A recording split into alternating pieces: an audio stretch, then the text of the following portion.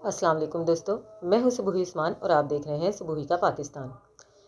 دوستو، گزشتہ ایک سال سے ہم لوگوں کو ایک چیز کا بہت شدت سے انتظار تھا، بلکہ گزشتہ ایک سال سے نہیں، جتنے عرصے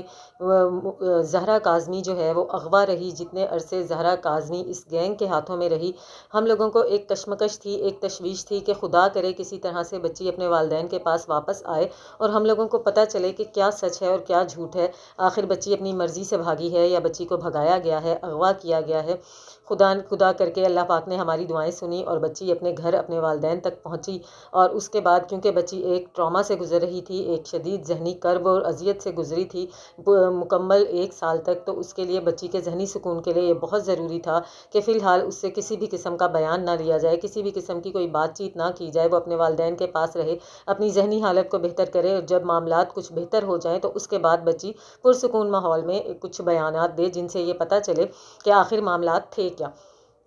ایسا ہی ہوا جناب، ایک سال تک بچی کو والدین کے ساتھ پرسکون ماحول میں رکھا گیا، جس میں کہ شیلٹر ہوم کا عملہ بھی جا کر بچی سے ملاقات کرتا رہا، یہ دیکھنے کے لیے کہ بچی اپنے والدین کے ساتھ خوش تو ہے، بچی کسی پریشر میں تو نہیں ہے۔ خدا کا شکر ہے کسی بھی دن کوئی بھی ایسی بات نکل کر سامنے نہیں آئی کہ جس سے یہ ثابت ہو پاتا کہ بچی کسی پریشر میں ہے یا وہ اپنے والدین کے پاس خوش نہیں ہے یا وہ واپس ظہیر کے پاس جانا چاہتی ہے۔ اسی کے ساتھ ساتھ اب ایک بہت ہی اچھی اور بہترین بات جو ہم سب کے دلوں میں تھی، ہم سب کے ذہنوں میں تھی، جو ہم جاننا چاہتے تھے، وہ چیز اب سامنے نکل کر آ رہی ہے۔ بچی نے باقاعدہ طور پر عدالت کو بیان دیا ہے، ایک پوری لسٹ ہے جو کہ بچی کے بیان پر مشتمل ہے، جس کا کچھ حصہ میں آپ کے ساتھ شیئر کروں گی جو کہ میری معلومات تک کے مطابق مجھ تک پہنچا ہے۔ جیسے جیسے مزید ڈیٹیلز آتی جائیں گی وہ بھی میں آپ لوگوں کے ساتھ شیئر کروں گی۔ جی، زہرا کاظمی نے عدالت میں باقاعدہ طور پر بیان دے دیا ہے، جس میں کہ زہرا کاظمی نے کہا ہے کہ یہ نکاح باطل ہے، یہ زبردستی کرایا گیا ہے، میں اس نکاح سے خوش نہیں ہوں، میرے اس نکاح کو ختم کیا جائے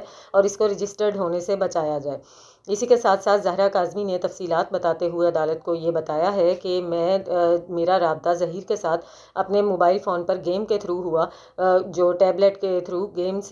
کے ذریعے ان دونوں کا رابطہ ہوا۔ اس کے بعد میری اور ظہیر کی دوستی ہو گئی، لیکن دوستی کے کچھ ہی عرصے بعد ظہیر مجھ سے عجیب و غریب قسم کے مطالبات کیا کرتا تھا۔ وہ مجھ سے کہا کرتا تھا کہ اپنی نازیبا تصاویر مجھے بھیجو، میرے ساتھ نازیبا قسم کی گفتگو کرو، جو کہ مجھے اچھا نہیں لگتا تھا اور میں اس چیز سے بہت زیادہ پریشان ہو جاتی تھی، اور میں نے اس کو ایک مرتبہ بھی اپنی کوئی تصویر نہیں بھیجی، ایک مرتبہ بھی میں نے اس سے کوئی نازیبا قسم کی گفتگو نہیں کی، بلکہ جب اس نے مجھ سے اس قسم کی ڈیمانڈ شروع کی تو میں نے اس سے تعلقات ختم کر لیے اور اس سے رابطہ منقطع کر لیا۔ جب میں نے اس سے رابطہ منقطع کیا تو اس کے بعد ظہیر نے مجھے دھمکانا شروع کر دیا اور مجھ سے کہا کہ اگر تم مجھ سے بات چیت نہیں کرو گی تو میں تمہاری تمام چیٹس جو ہے تمہارے والدین کو دکھا دوں گا اور میں ان کو بتا دوں گا کہ تم میرے ساتھ رابطے میں تھیں اور تمہارا کردار ٹھیک نہیں ہے، جس کی وجہ سے مجبور ہو کر بچی کہتی ہے کہ میں نے دوبارہ سے ظہیر کے ساتھ رابطہ کیا، میری اس کے ساتھ بات چیت چل رہی تھی، اسی دوران ظہیر نے مجھ سے کہا کہ تم اپنے والدین کو کہو کہ وہ تمہاری شادی مجھ سے کروا دیں،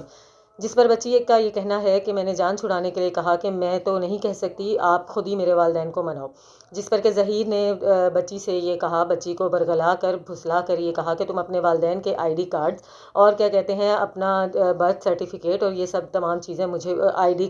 کارڈ اور یہ تمام چیزیں مجھے پرووائڈ کرو، تو کیونکہ میری ماں کا تعلق پنجاب سے ہے تو وہ یہ تمام چیزیں دیکھ کر تمہارے والدین کو کنونس کرنے کی کوشش کریں گی،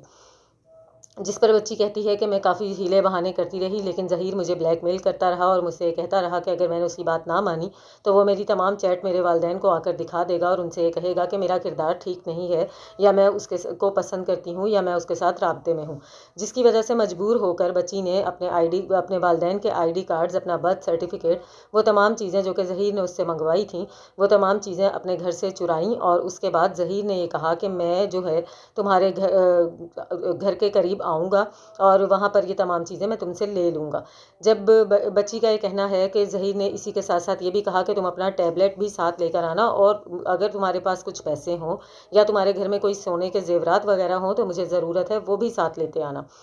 بچی کا یہ کہنا ہے کہ میں شدید گھبرائی ہوئی تھی، ظہیر کی باتوں سے خوف زدہ تھی، ظہیر کے کہنے کے مطابق ظہیر صبح کے 12 بجے رات کے 12 بجے وہاں پر پہنچا میرے گھر کے قریب، اور وہاں پر آ کر اس نے مجھ سے رابطہ کیا، اور کیا کہتے ہیں میں اپنے گھر سے کچرا پھینکنے کے بہانے سے نیچے اتری اس کو یہ تمام چیزیں دینے کے لیے، اور میرے گھر سے کچھ فاصلے پر جہاں پر ظہیر کھڑا ہوا تھا، میں وہاں پر جب پہنچی تو ظہیر نے مجھے دھمکانا شروع کر دیا، اور مجھ سے وہ تمام چیزیں لینے کے بعد ظہیر نے مجھے ایک رکشے کے اندر دھکیل دیا، جس رکشے میں آلریڈی ایک خاتون بیٹھی ہوئی تھی جو خاتون کے نور بی بی تھی، یعنی کہ ظہیر کی والدہ تھی۔ بچی کہتی ہے کہ جیسے ہی مجھے رکشے میں دھکیلا گیا تو میں نے رکشے کے دوسرے دروازے سے واپس نکلنے کی کوشش کی تو اس دروازے پر شبیر کھڑا ہوا تھا جو کہ ظہیر کا بھائی تھا، اور اس نے مجھے نکلنے نہیں دیا، اور بلکہ اس نے میرے منہ پر چپیڑیں وغیرہ ماری، جس کی وجہ سے بچی رکشے کے اندر ہی سہم کر بیٹھ گئی، اور نور بی بی بچی کے ساتھ بیٹھی رہی، ظہیر بچی کے ساتھ بیٹھا رہا، اور شبیر جو ہے رکشہ ڈرائیور کے ساتھ آگے بیٹھا، اور یہ لوگ بچی کو لے کر نکل گئے۔